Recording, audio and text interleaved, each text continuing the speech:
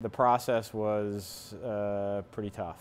I mean, it was long. It took us a bit. Where it's everything we hoped it would be. It's solved a lot of the problems we had in Lambertville. It's put us on the right path to the future.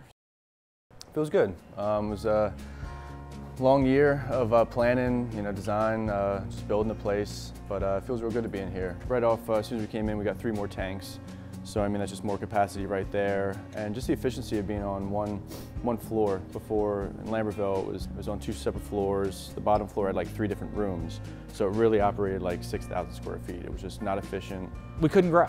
I mean, based on the physical limitations of the building, we couldn't grow. We couldn't add tanks. It's quaint. It looked, it was a cool building. It had a lot of history, but in terms of operationally, is a nightmare. And it was fine at 2,500 barrels.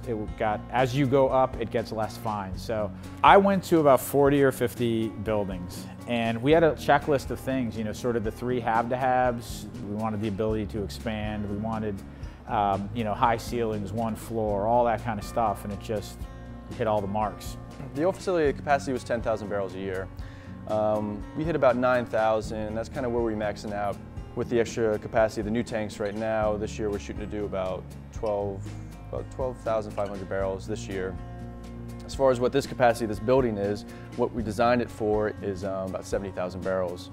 And that's just tank space inside. So that's based on 20 150 barrel fermenters, 4 150 barrel bright tanks. But our site's on 9 acres. So if we ever get down to that point where we're 70,000 barrels, you can start popping out, tanks outside. You think about what's unique about a brewery. What's unique about a brewery is that it's a consumer product, so you can drink it out. You can buy it out and drink it, but you can actually go to the place that it's made and see how it's made and potentially meet the people that make it. It's unique. I mean, there's not many things like that, like Tasty Cakes, for instance. I don't know if they do tours, but I don't know if you can just roll in and meet the baker that came up with the crimpet, So I sort of equate it to that. So that's important to me, that people are making the effort to come and see, or that they're making the effort to come in their local brewery and want to see what's going on. So you have to be able to deliver on that.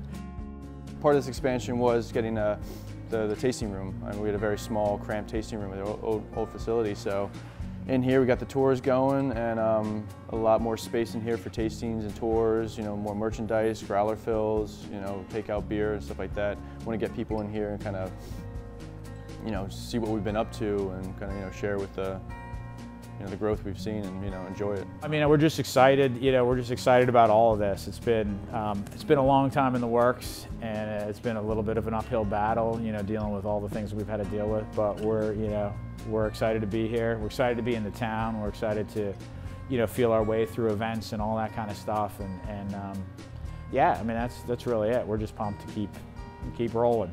That's really it.